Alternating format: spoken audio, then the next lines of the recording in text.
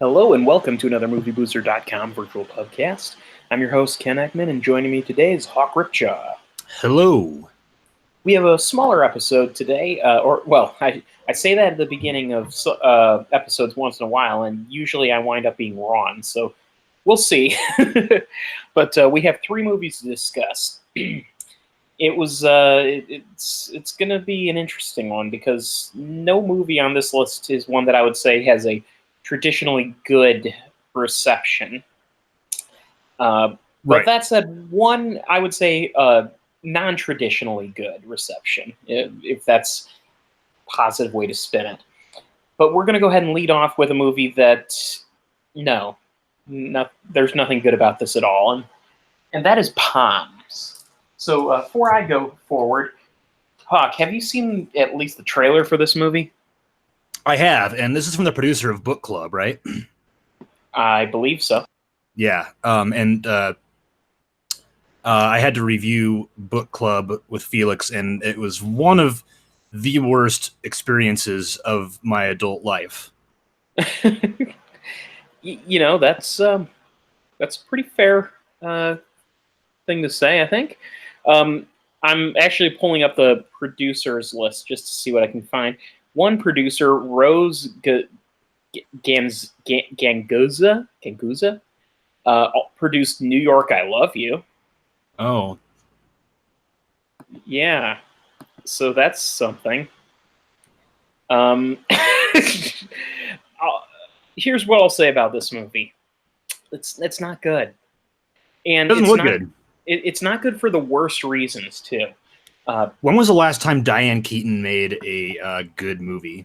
It's been a while, and it's really unfortunate because I'm going to go ahead and put this on Front Street and say that there's no one in this movie who I don't respect as an actor. This movie is full of very talented people, and what makes it really unfortunate is how poorly they're all utilized. And okay, so were you plus or minus on Finding Dory? I did not like Finding Dory. Okay. I thought it was okay. So let's see here. I would say Something's Gotta Give was the last time I saw a movie of hers that I fully was behind. Okay. That was 2003. The poster for Palms says that it's from the studio that brought you Bad Moms and the producer of Book Club, so yes. Yeah. Here's what I'll say about Palms.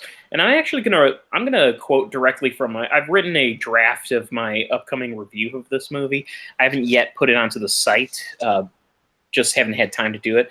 But some things I have to say about this movie, it took me some time to put together because frankly, I don't want to sound like I'm ripping on these wonderful actresses for the work that they try to do.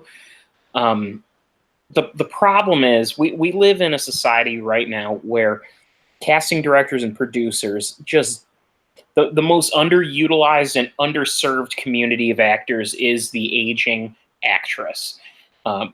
And the reason for that is unfortunately just, cultural discrimination against that. And the problem is right now there is this big rising trend of films starring older casts, and most of them are very middle of the road, simple concepts that are incredibly insulting to intelligence, but because of how they play and because they get these casts of underserved aging actors and actresses, they tend to do very well in the box office, although this movie is apparently not doing so well at the moment. It's the biggest bomb of the year so far. They're saying. I have a tiny bit of insight for this situation. I was reading the transcript of a podcast the other day because I'm weird like that. I can't focus on podcasts. I read transcripts now. No, just joking. But somebody had posted an excerpt of this podcast that I wish I could remember the name of, but they were interviewing Christopher McQuarrie of, Fallout, Mission Impossible Fallout director, that kind of thing. Mm-hmm. He was saying that there's a whole bunch of movie types that aren't made anymore. And I don't have the list on hand, but a lot of them were, movies like sword and sandal movies, this and that. And he said because most movies that get made now are targeted to the 31 and under crowd because they feel like they have to go see a movie in order to be part of the cultural dialogue around the film and, be able to follow what's going on with the movie and what everybody's saying about it. And so Hollywood's trying to, I think, get that extra market by making these momsploitation movies. But they're so simplistic, they're either going to get a whole bunch of people to go see them or they're not. Mm-hmm. And then, of course, they're also trying to market to people that have already seen Avengers Endgame. But there aren't too many people that have the cross-pollination of interest between Moms and Avengers Endgame. Mm-hmm. Oh, yeah.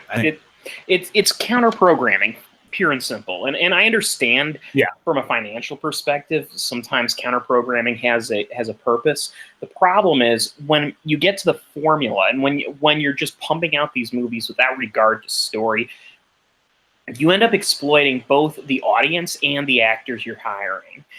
And recently, Angelica Houston made some headlines for her comments directly citing this film as an example of basically a humiliating instance in which actresses are exploited, so to speak. I don't know. I don't have the exact quote in front of me, and I don't think I'm doing it justice. But the truth is, I know that she's also since come back and said she feels bad about making these comments, but in a sense, I understand the point of what she was saying. So her point here is that she'd rather, as an actress, take film roles that challenge her, even if it limits the number of opportunities she's given.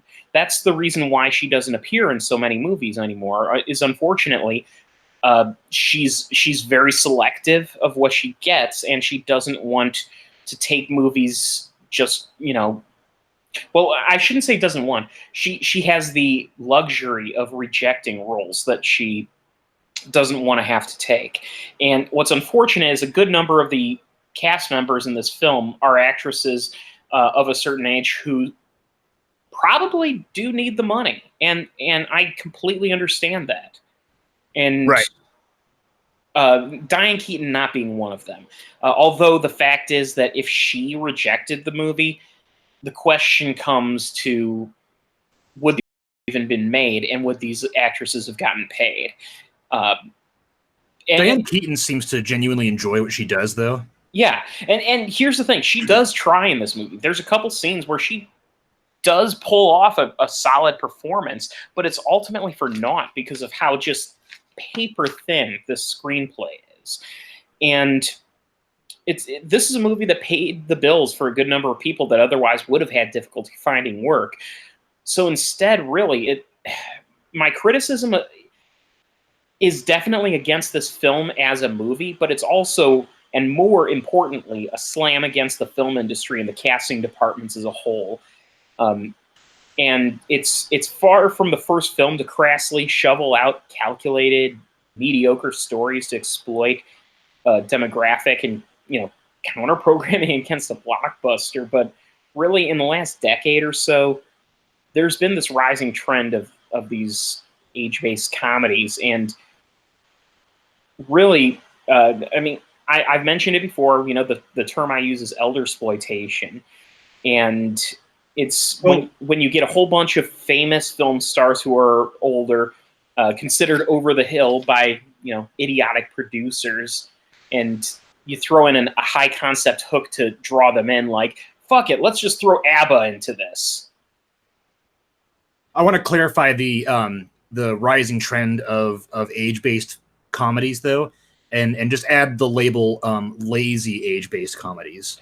There are good ones, of course. Yeah, you still got your Grumpy Old Men from back in the day, which was a good movie as far as I'm concerned. I would even argue the sequel, Grumpy Old Men, is solid. Yeah, absolutely. That was back when these characters and their age actually meant something instead of, haha, I remember that old person that was young once in movies that I liked.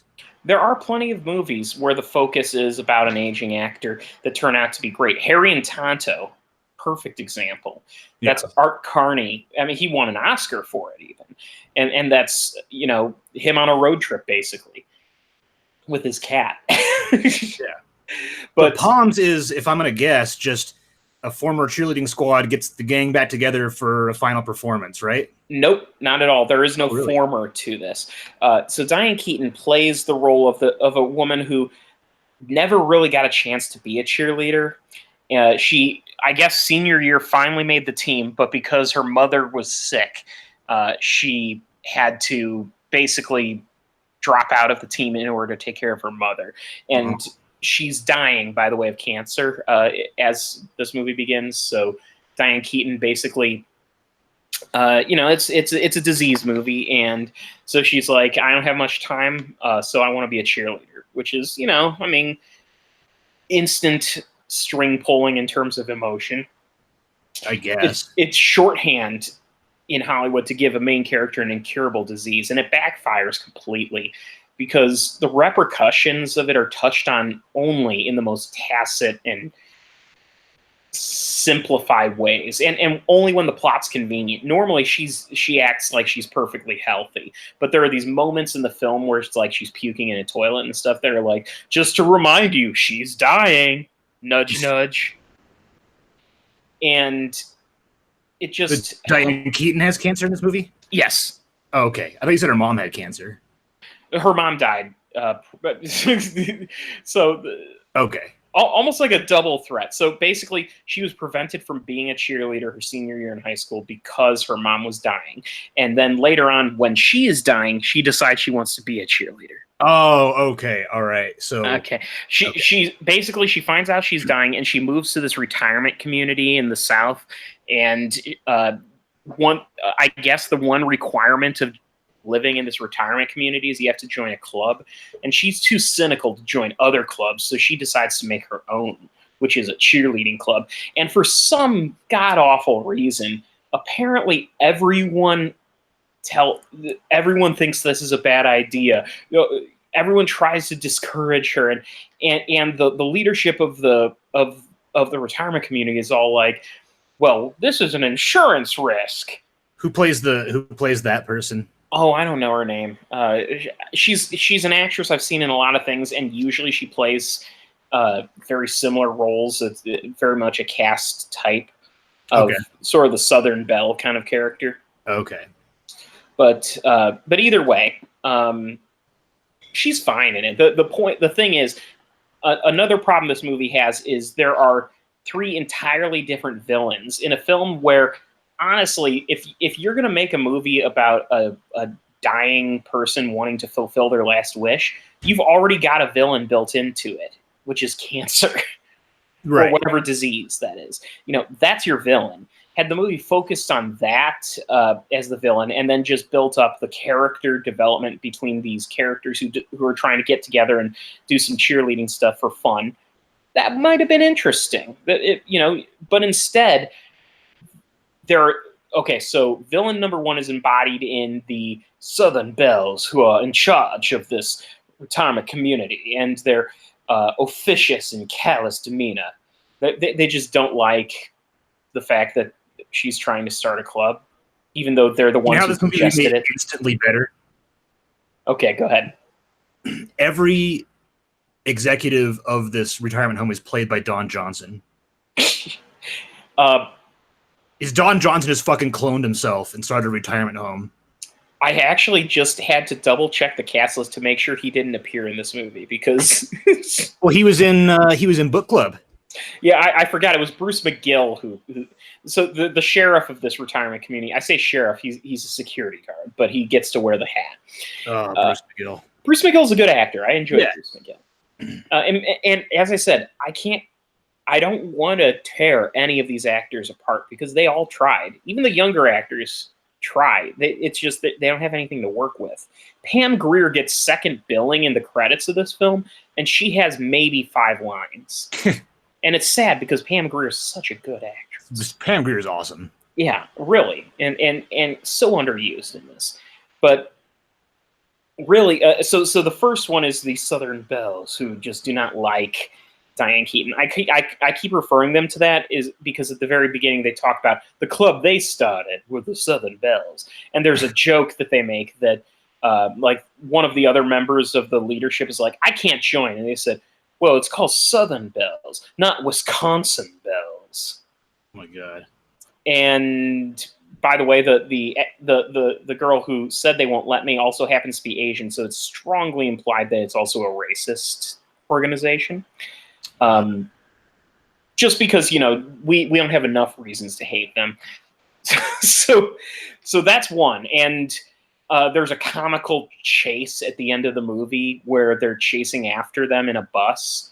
It's one of the Southern Belles and Bruce McGill in a golf cart chasing after a bus, and it's not funny. Doesn't sound funny. So the second villain is when they get their first chance to perform live, they wind up somehow booking a pep rally at a high school. I don't get how that makes sense, because pep rallies are usually for people who are part of the school district. But okay, so they go there, and the cheerleaders from that school's cheerleading squad start being all bitchy and making fun of them because they're old. Because when you see an entire group of elderly women come up to you and you're a teenage girl, your first reaction is to insult them to their face, right? Isn't that how humans work? Yeah. Oh wait, no, that's how bad 80s teen movies would work. I'd be curious to know if this movie was written a long time ago and they just kind of fucking dug it up and. It could have been written from any era, really. Because this is I don't know if it's an STX production or distribution, but this was. It is STX. It is. I know it's STX, but I don't know if they produced and distributed it or just distributed it. Distributed. Production company is Entertainment One, Sierra Affinity, Mad as Birds, and Rose Pictures. I've heard of one of those. What was the first one? Entertainment One. Okay, not Entertainment Studios Motion Pictures. No, that would be. There would be much more explosions if that was the case. Entertainment One is they actually were behind quite a few movies. They did Valerian last year, The Water Diviner the other year. Stuff like that. They make bad movies. What the fuck? Oh, they did The Rover. That's a good movie. The Rover is a good movie. And they did 12 Years a Slave. Okay. The original Hunger Games? Really? The what? No, they did Canadian distribution of the Hunger Games. STX has been synonymous with bullshit in the last several years. They haven't put out a good movie in a very long time. I can't say I followed their history, but let me see here. I'm pulling up their film projects. I think they made 3 good movies in the first half of their existence.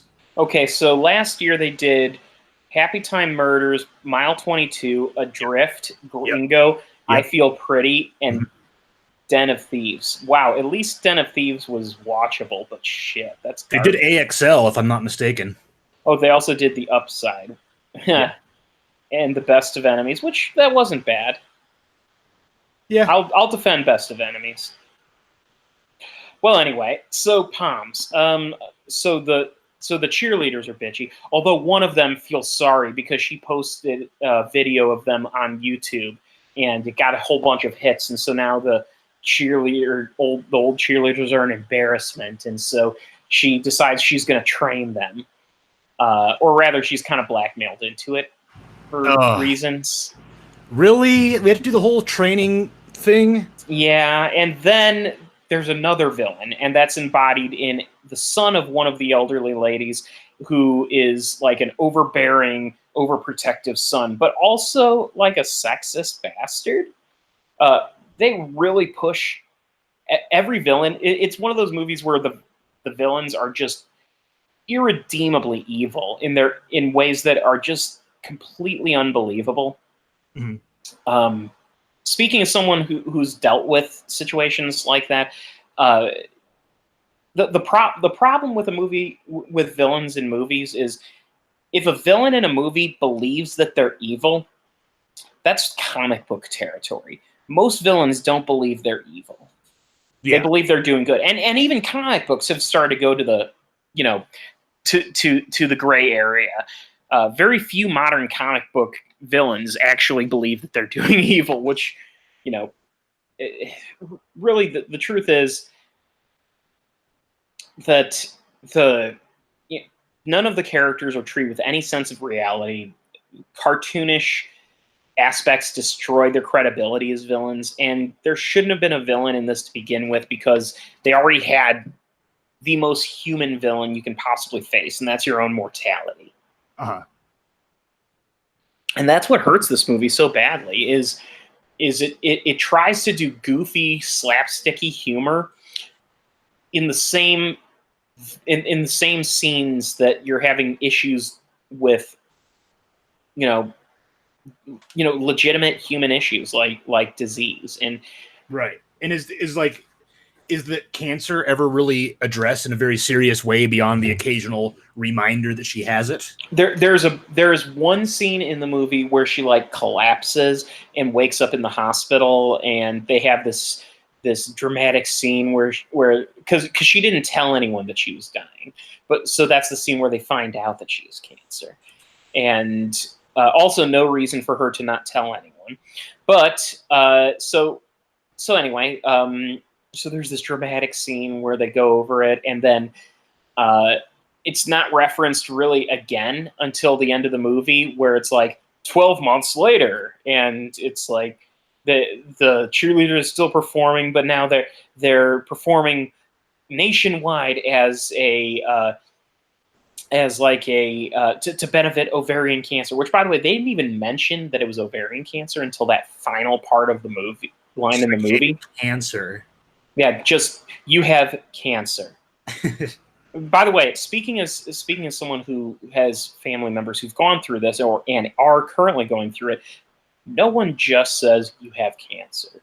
They always go specifically into what kind, because every type has different things, different ways to approach it. Right. The C word is such a catch-all for so many different issues, and it's sort of like, you know what it is? It's the modern day disease movie version of when people go into a restaurant and order, I'll have a beer in movies.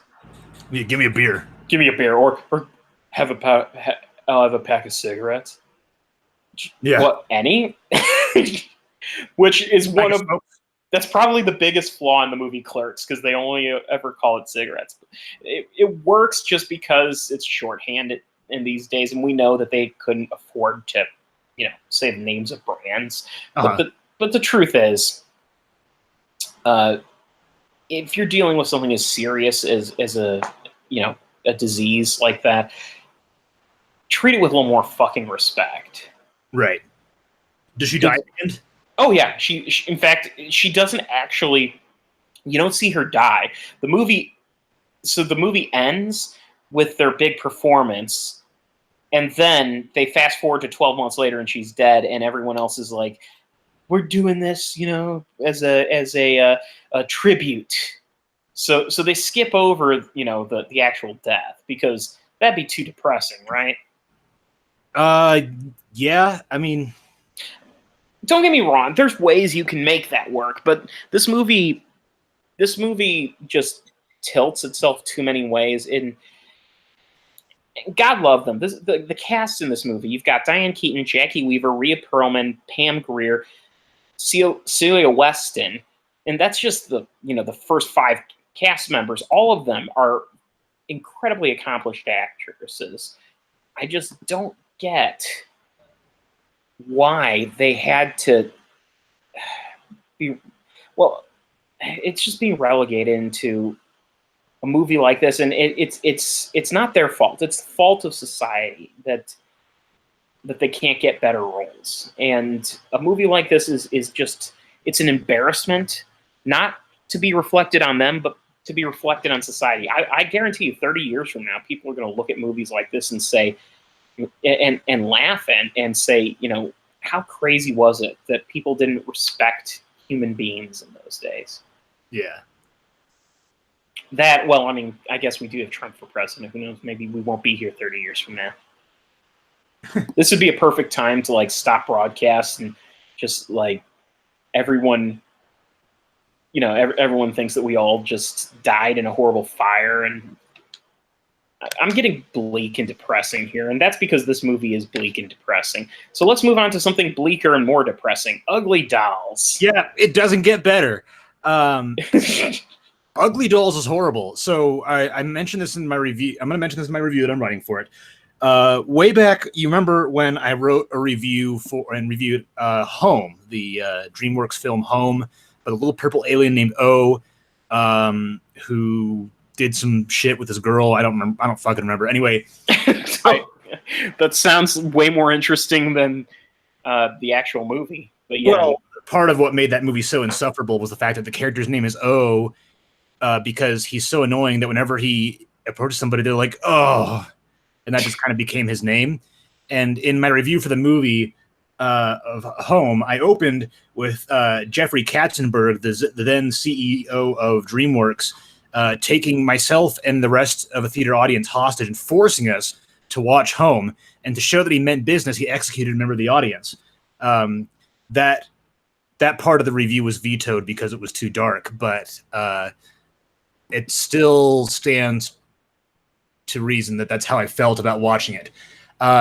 Holy shit! This movie's based on a story by Robert Rodriguez. Yeah, Ugly Dolls is my new Jeffrey Katzenberg has taken me hostage movie. I have nothing good to say about this movie at all, except maybe one or two of the music numbers were okay musically, but not like it's not really.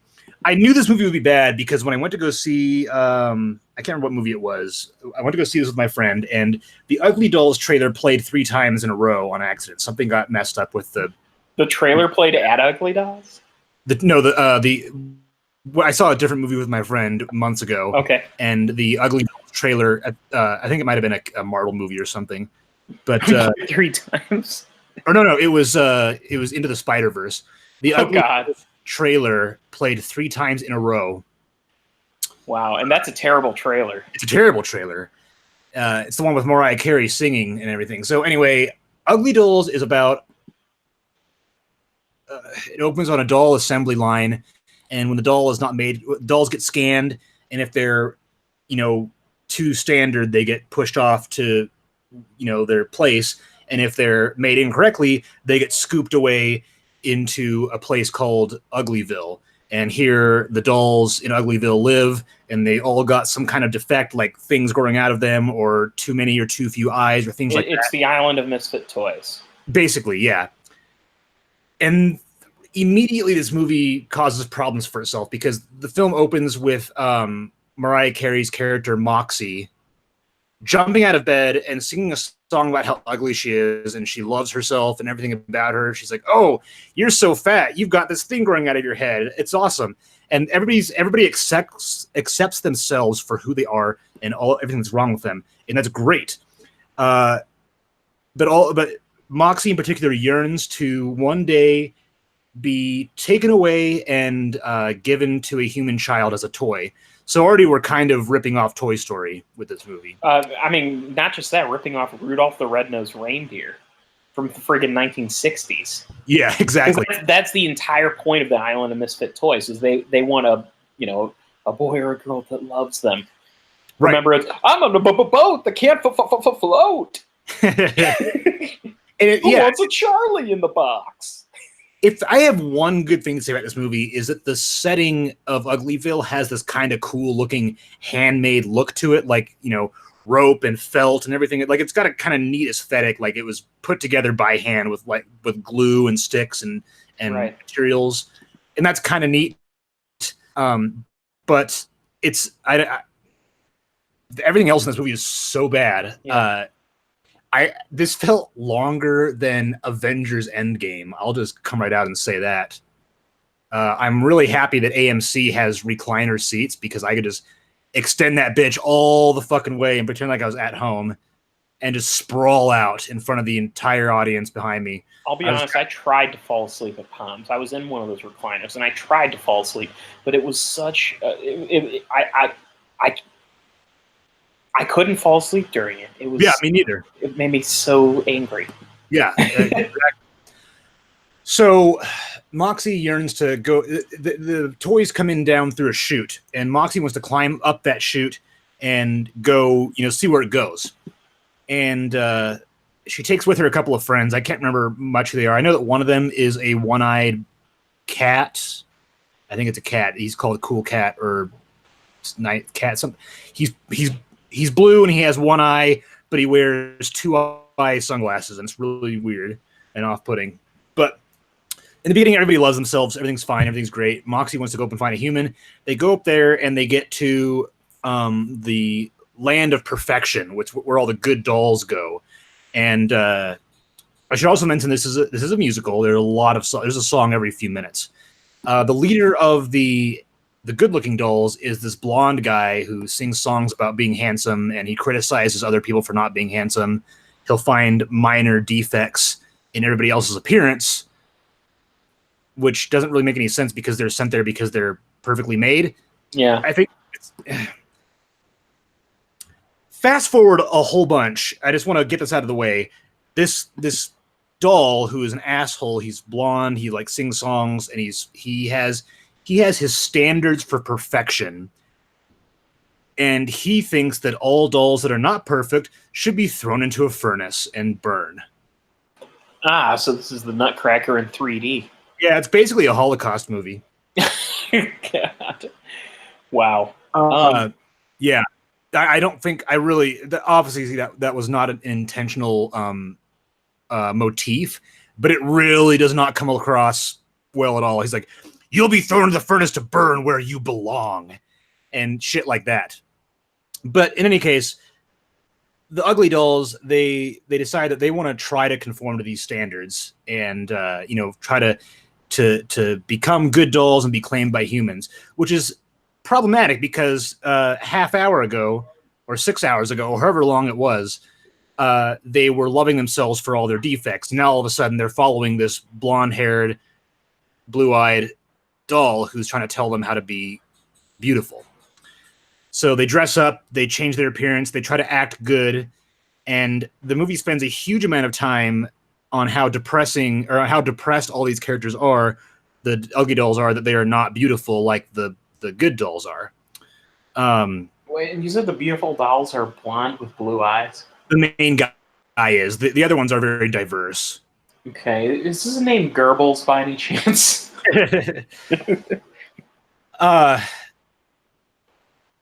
So I got notes. Let's see. Yeah, it gets really depressing. It's just kind of oh my god, this movie spends so much time on these characters agonizing how they're not good enough. Moxie watches this video over and over again of this girl holding a doll and being happy with it, and she's like, "Oh, I can't have that," and she's really depressed about it. They are training for a gauntlet, and when they pass the gauntlet, that's when they're worthy to be claimed to be a human child's toy. But at every moment, the main bad guy keeps moving the goalpost, so it's harder for them to achieve that. And they have a makeover, they wear clothing, and they try to do better. It is later. Okay, the bad guy then sends out 3 of his henchwomen to Uglyville to see what's up, and they go there wearing cat suits and kidnap the leader of Uglyville in a bag. And that was really weird. They bring him back, and it's revealed that for a while, the leader of Uglyville was in the perfect world place, and he was best friends with the bad guy. And, and then everybody hated the leader of Uglyville for everything. He kept messing things up, but at every moment, the main bad guy would help him and be there for him. So, question for you. If this main... if the goal of all these toys is to be adopted by a human, and this blonde-haired, blue-eyed bad guy is so good and so perfect, how come no kids have loved him? So there's actually that's a twist. He is okay. I'll finish what I was. Sure. I'm sorry, I didn't mean to. No, it's fine. It actually all ties back together, and it makes Okay. sense. But it is never explained why this bad guy, who was originally a good guy, who was very caring towards this one ugly doll, helped him every step of the way, and was the only person in Perfectville that loved him, turned into a bad guy. And they just don't do it. The bad guy leaves. I mean, the ugly leader leaves, and then when they come back, the dude is a bad guy. And apparently, what happened is that he was a prototype designed to help these dolls become loved by a child, and because he would never become loved by a child himself, he went fucking crazy. Wow, this is going deep. Yeah. So there's not really any origin to him. It's like he's a good guy, then he's a bad guy, and that's it. The gauntlet is a very strange run through a house. It's like, oh, all these terrible things could happen to you as a toy. You know, oh, here's a dog, and then the cat dog that's played by Pitbull. Cat dog? Yeah. And then there's a giant robot baby that's picking up the bad guy and Moxie, and then they get away, and Moxie's about to win the challenge, and the giant robot baby is crying, so she runs over and consoles it, and that's what wins her the competition. And then the bad guy goes crazy, and it legitimately sounds like you're making this up as it goes along. It really does, and you know, there's some gaps in there, but then the bad guy is picked up by the robot dog, and he's like, "What should we do with him?" And the crowd's like, "Yeah, fucking kill him!" And I hope he said it that way. No, they have this whole mob mentality. It's like, tear him apart, and like the whole crowd just goes, who loved him before now, just goes from 0 to 100, and it's like, tear his arms off, and like, Jesus, they're just like baying for blood. Now, I believe "tear him apart" was an actual line in the movie, and they're like, "No, we're not going to do that." Earlier in the film, when the bad guy's training the dolls, if they mess up, they get thrown into a giant washing machine. He's like, every time you go into the washing machine, you come out uglier and more messed up, and so they throw him in the washing machine. Jesus, like the death of Mussolini. They took his dead body and just mutilated the fuck out of it. Yeah, pretty much. You know, there's one doll who she pretends to be one of the beautiful ones, but she has glasses, and that's a defect, and she's very sad about that, but the dolls teach her to accept that. My biggest thing about this movie is there's not really any character development, because Moxie and her friends start out loving themselves for who they are, and then somebody tells them that they're not worthy, and they become very depressed. And at the end of the movie, they bridge the roads between Uglyville and Perfectville, and everybody can, you know, they go with their humans by day and come back down to party at night. This is really weird. But this movie spends a whole bunch of time forcing these characters through an arc where they hate themselves for how ugly they are. And I think that is a profoundly unhealthy message for this movie's target audience. Because yeah, that's borderline body shaming. It is literally body shaming. I wouldn't even say borderline. Like it starts off in a, yes, you know, these characters are imperfect, but they love themselves, and that's awesome. And then it's like, you know what? They're not. They're ugly, and they're going to try to fix themselves. And then after that, they learn that they're okay. But that's not how character development is supposed to work. I think it's poisonous, personally. There's one more. One more thing that's really, really big. This movie ends with all the toys sliding towards a furnace and accepting their fate of death. Like Toy Story 3? Like Toy Story 3. And then they escape, and Moxie uses the weird thing on her head to save one of the characters who's almost going to die. Like there's a conveyor belt that's like scooping them towards these giant chomping fiery jaws of furnace. Mm-hmm. And you know, everybody saves themselves with making it like a human chain. Then all the ugly dolls show up and save everybody. And the movie ends with a montage of each of the main ugly dolls having their own human, and each of the humans that gets that ugly doll has a corresponding physical defect. That's problematic. That is problematic. Moxie, you know, has crooked teeth and everything, and her human is missing a bunch of teeth. The doll with the glasses is being held by a girl at the eye doctor. So is the message supposed to be that only the disabled would they want toys that are also disabled or something. Or that if you're an imperfect toy, you are worthy, but only so much. Yeah. Oh, wow. It's fucked up. It is fucked up. Guess who made this movie? STX. It's the first film from their animation division. God damn it. Yeah. What the fuck is it with this world? I mean, Jesus. Wow, that was a bleak statement. There was one thing that kind of made me two things that made me chuckle in this movie.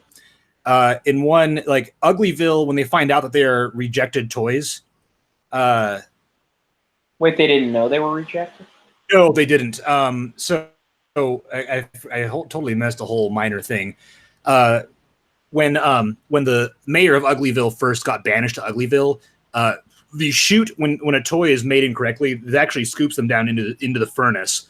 But the main villain who was really a good guy, and then the mayor of Uglyville, they boarded that up, and so they tumbled back on a different chute into Uglyville, and the mayor made Uglyville, and everything was fine, and everybody just kind of lived there. And the mayor kind of hid the secret away of Perfectville for a long time.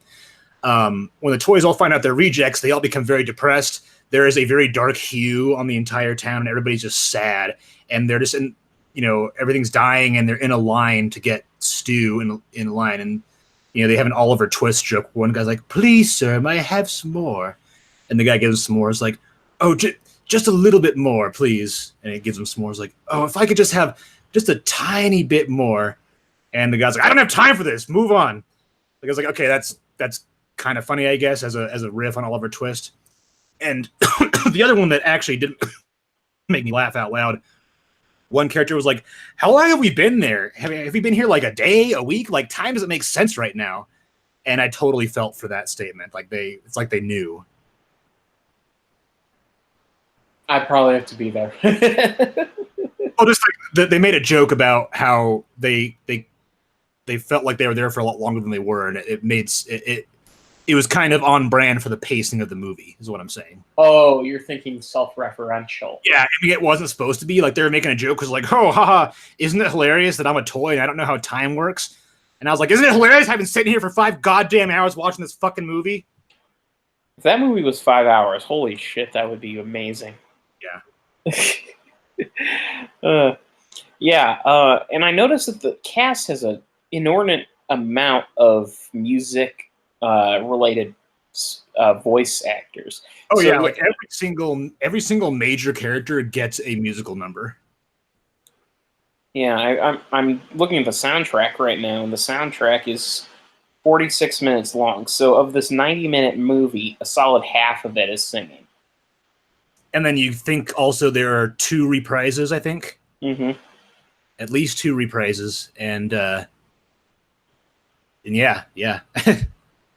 Some parts that aren't actually songs, but are just a character just kind of singing a monologue. This is like 70% musical.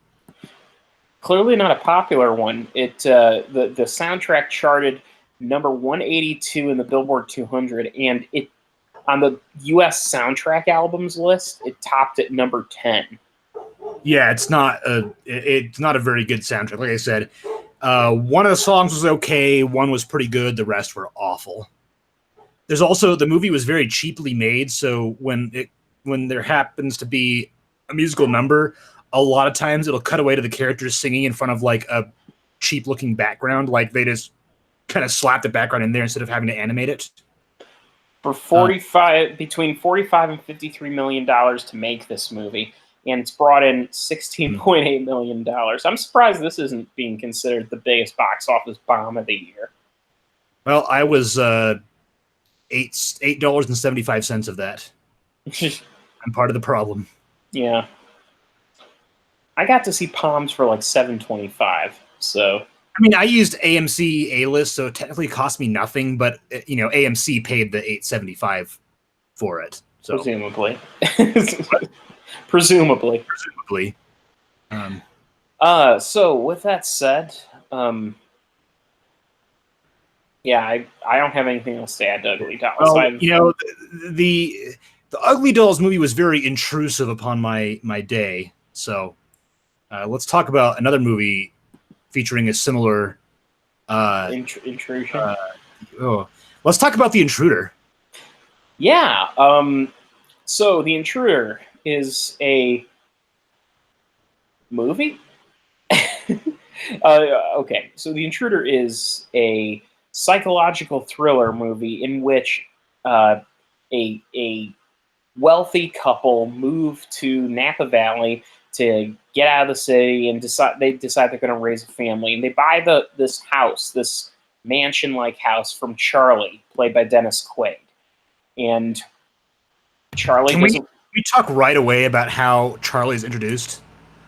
Yeah, one of the best character introductions in film history. He fucking blows the head off of a deer right in front of the two people who were there to see the house. The wife is like, "Oh, look, a deer," and they're like, "Rah!" And then doesn't he like make a kill shot? Like he like stands over it and just like blasts one straight into the deer's fucking skull. Well, yeah, because his first shot doesn't kill the deer, so he does a mercy shot, blowing the deer away right in front of him. That's mercy, right? Taking its head off. Well, to be fair, if you just shot it, in the gut or something and it's bleeding out, yeah, it's mercy, because that at least gets it over with. Sure. I know we're getting into some dark territory here, but it is true. You don't want the animal to suffer. If you are going to hunt, the goal is to get it taken care of quickly. Aren't you supposed to like wound it and then go up and, I don't know, slice its heart or something like that? I don't know, slit its throat? What? No, I mean, as far as I know, I mean, the hunters that I have known, they all pretty much say, you want to get it done quickly. Well, yeah, slit the throat. I mean, okay, because the hunters I've known, they have the what's it called? The thing that you mount it up on the wall. Oh, you mean? I mean, you wouldn't do that for a baby deer, but look, in the first 20 minutes of the movie, Dennis Quaid fucking blows the head off of a fucking deer. Yes, so that's, yes. And then he's all like, neither of us are hunters, so we're not exactly qualified to go into detail on that, I guess. Yeah.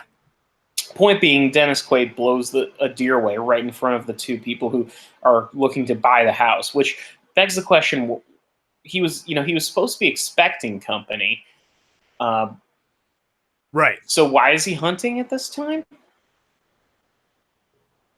But that doesn't even matter, because the point is his character is completely balls ass insane, and yeah, you had me thinking for a second there, but yeah, he's balls ass insane, and that. I think the biggest flaw of this movie is the fact that while Michael Ealy, who plays Scott, the husband, sees it pretty much from the beginning, Megan Good, who plays Annie, his spouse, just utterly refuses to see the craziness in him until it's so overwhelming that it's basically impossible to avoid. Yeah.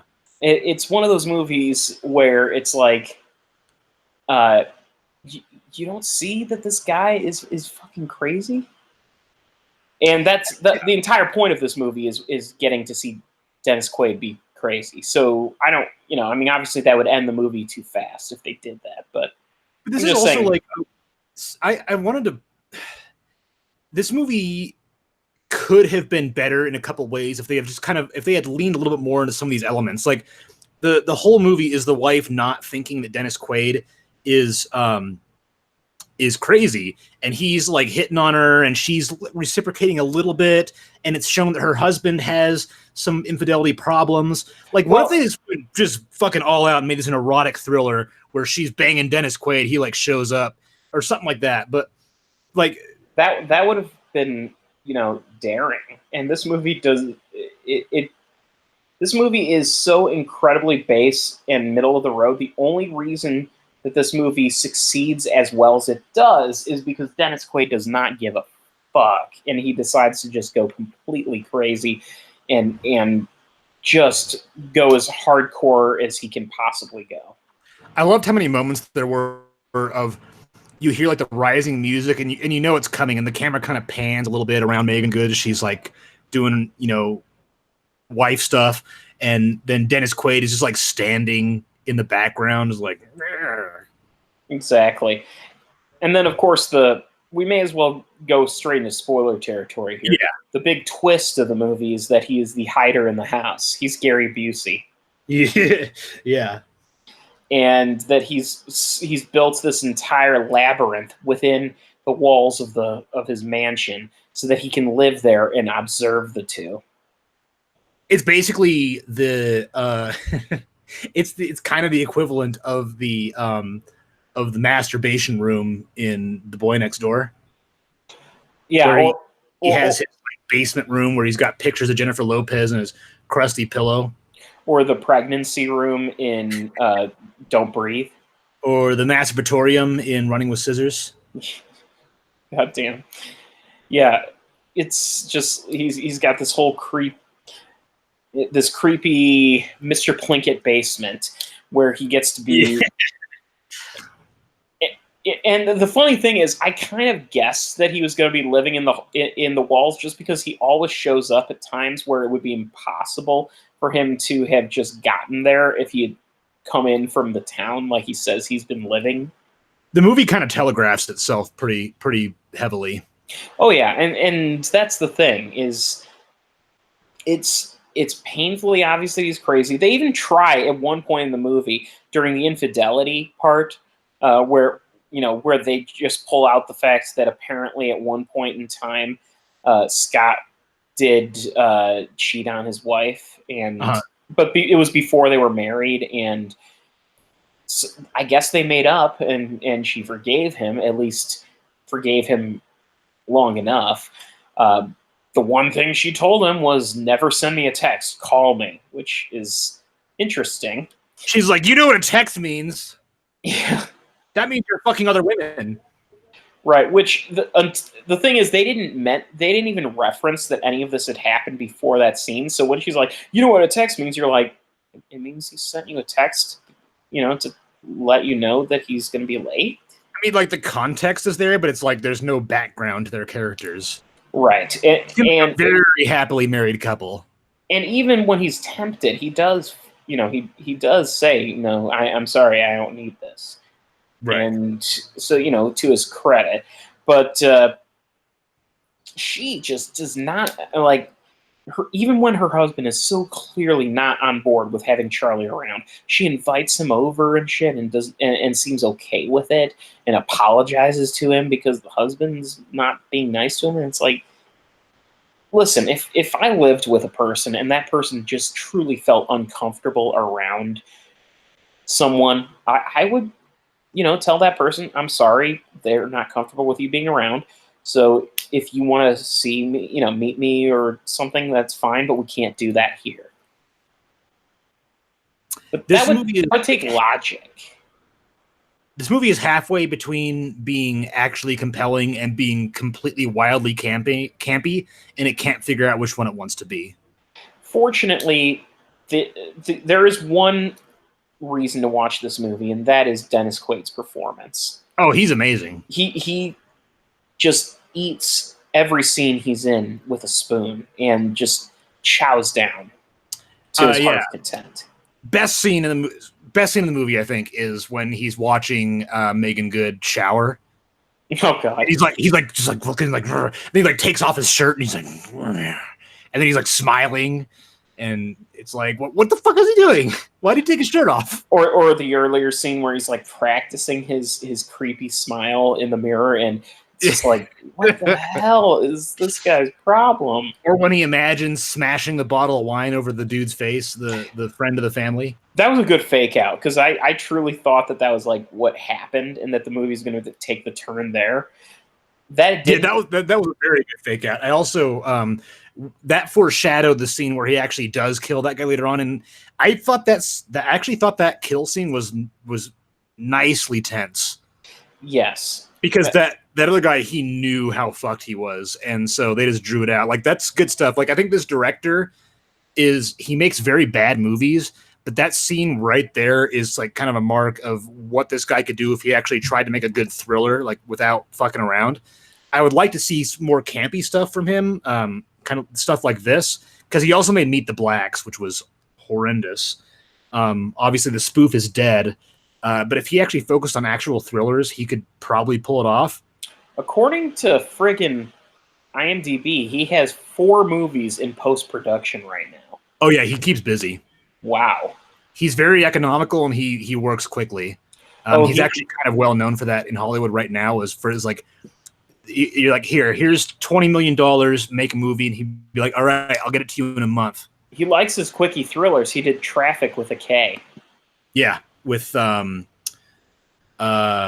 her name? She was in Mission Impossible: Ghost Protocol. Yeah, that's who she is. I don't know her name. I don't remember her name either. Priscilla Quintana?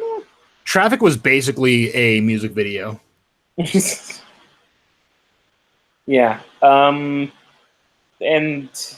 this wasn't, I mean, The Intruder is it's not a good movie, and it's definitely a quickie. It's got that, if it weren't for having Dennis Quaid in the movie, it would almost feel like a Lifetime original thriller. Yeah, definitely. But Quaid just goes so hardcore, and it really does win me over in the movie. I actually just pulled up the IMDb trivia to see if there's anything interesting. And, predictably, with IMDb trivia, there's some shit in this. Listen to this.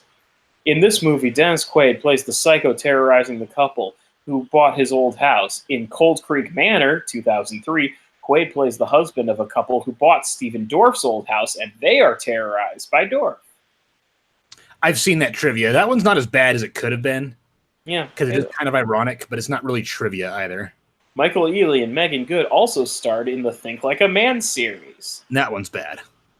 This isn't the first time Dennis Quaid played a Napa Valley resident. Oh, fuck off. That's not trivia. He previously played Nick Parker in The Parent Trap, 1998, a Napa Valley resident who owned his own vineyard. Nobody remembers that about The Parent Trap. That's the one thing nobody remembers about The Parent Trap. Except for whoever it was that wrote this trivia. That asshole probably just watched The Parent Trap and they're in fucking high school and they wrote that.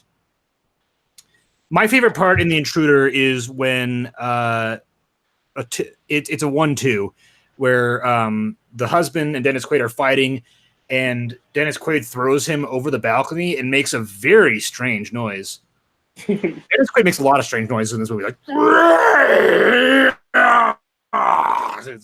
he's like leaning over the balcony. The husband hits his head on the chandelier, and then Dennis Quaid he's constantly rage shitting his own pants. Yeah, and then Dennis Quaid is chasing him with a shotgun. He's like, "Lights out!" Blows the chandelier away. that was a badass line, I will say. That was a great line. Like, we need more lines like that. And then, I've got some sad news. What? Palms has no trivia section. Not yet. You could make one. But I pulled one up for Ugly Dolls. We'll get into that in a minute. And then there's the climax where we're just gonna spoil it. It's done. I'm done. Dennis Quaid is like walking down the hallway, just blowing away doors, and then he'll just toss a shell away from the shotgun and reload it. And the couple's like, "Oh my god, I'm so sad, I'm scared." And then, they get in, and he gets into the room, and the husband just brains him with a baseball bat because he's afraid of guns because guns killed his brother. Yeah, that's apparently an arc. And then Dennis like, "You're not gonna kill me, you pussy. You know why? It's not loaded." He's like, "Yeah, it is." And then his wife calls the police. Is like, "Hey, I need a police over to this house because my husband just killed a guy." And the husband looks at her and she nods at him. He's like, "Go to hell, bitch." And then, he didn't say bitch, but that's what he did. And then he just fucking kills Dennis Quaid, and the movie just ends. That's the last thing that happens, and the credits start rolling, and this rap song starts playing, and that's just the end. I remember when the rap song started playing, like, my audience that I was sitting in the movie with were mostly old people, and they just they couldn't get out of the theater fast enough. Because the theater was just rumbling with this heavy bass. That is like a 2006 movie ending. Yeah. It's like the Mission Impossible rap rock theme for Mission Impossible 2. Well, not even that was that bad. It was Limp Bizkit. It is exactly that bad, but that's okay. Yeah, but Mission Impossible 2 at least had like a resolution to the plot, and Well, I'm not saying the right movie before, was bad. The movie's not great, but it's Limp Bizkit did the soundtrack, and that's maybe unforgivable. that song by Limp Bizkit is worse than the one that's in this movie. But in context with that movie, the Limp Bizkit song worked better than this song in the context with this movie. So speaking of things that don't work very well in context, here's the Ugly Dolls IMDb trivia. Here's some golden pieces. This is the first one. Ugly Dolls made several cameos in movies such as Zathura, A Space Adventure 2005, Mr. Megorium's Wonder Emporium 2007, Enchanted 2007, and The Smurfs 2011. How is that possible? Ugly Dolls have been a toy line for some time. Have they? Yeah. I didn't even know this was a thing. Me neither. Okay, so maybe that's an okay trivia because that's actually something that exists. Yeah, no, they've been a toy line for a while. I just didn't really know about it until this movie. But yeah, I don't know why it was until just. It's very on brand for STX to make a movie about fucking ugly dolls that have been around for forever, and they're just trying to make their own Toy Story. But yeah, I mean, at least that's valid that they've been around for a while. It's just weird that they're making a movie about these toys now. Okay, listen to this. I'm gonna read this. Poor grammar and all. Styx Entertainment's first film for their family and animation division, although it's their second to release it. What does that mean? Wait, what? Say that again?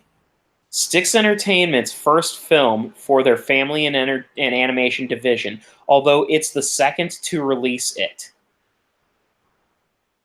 It means they produced it before the other one that they released. Just what is that grammar, though? It's their first film, although it's the second to release it. So, what is that? Okay, here's another one. The second movie to feature Gabriel Iglesias and Kelly Asbury together after Smurfs: The Lost Village. Wow, cool. That movie sucked ass, too. Pitbull's second time voice acting in a theatrical film after Epic. I hate Pitbull. Yeah. Most of the voice cast of the film are music artists, some of which have no major acting experience. I take it that was obvious from the movie? It was obvious. Lucky Bat is the second animated character for Lee Horn Wang in a theatrically released film. It also marks his first English role. His first is in the category Is the Dragon from the Chinese animated feature Where's the Dragon? That's what the sentence says. Okay, well that's a different language entirely. Wilhelm Scream. The male delivery creature screams as he gives the illustrations of Mandy and Moxie's capture to Ox. What? I don't remember that part. I guess so. Let's see. Do we have any other interesting ones here? Oh, this is the second animated feature for both Blake Shelton and Charlie XCX after the Angry Birds movie. You know what? IMDb, I think from now on, you should just delete any trivia, which is this is the blank feature from both blank and blank to feature blank after blank. Because that's never interesting. Never. This would be a perfect time to just end it. In more ways than one. In more ways than one.